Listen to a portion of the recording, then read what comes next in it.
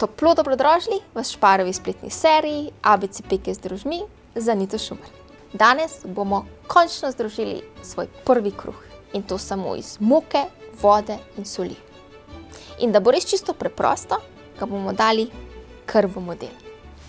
Potrebovali boste 60 gramov aktivnih drožji, puhastih, dišečih in mehučkastih, 350 gramov pirine bele moke, 50 gramov pirine polnovredne moke, 240 gramov vode ali več po potrebi ter 8 gramov soli. Vodo in drožji ter sol zmešajte. Nato postopoma prilivajte v moko. Zgnetite v gladko testo, ne gnetite preveč in neprodušno pokrijte. Pustite počivati 5 minut.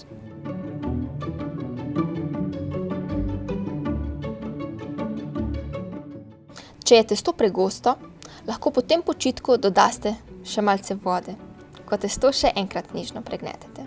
A ne preveč, saj pirina moka ni tako žejna kot pšenična. Neprodušno pokrijte.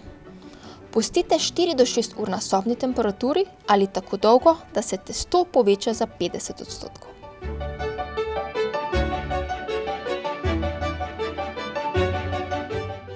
Nato oblikujte štruco, jo dajte v model, pokrijte ter pustite na pultu še kakšno uro do 2 uri.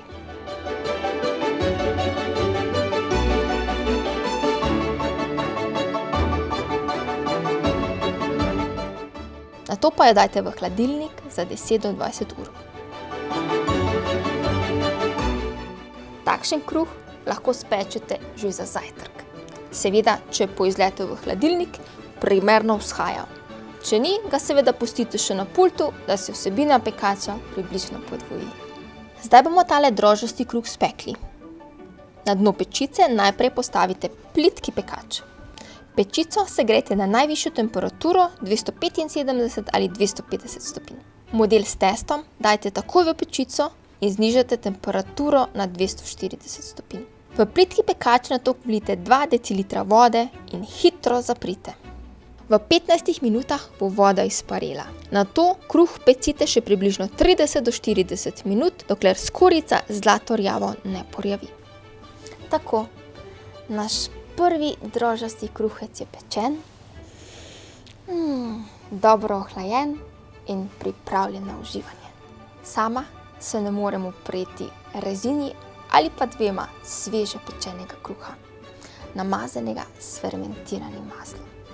Lep drožast pozdrav in naj druži!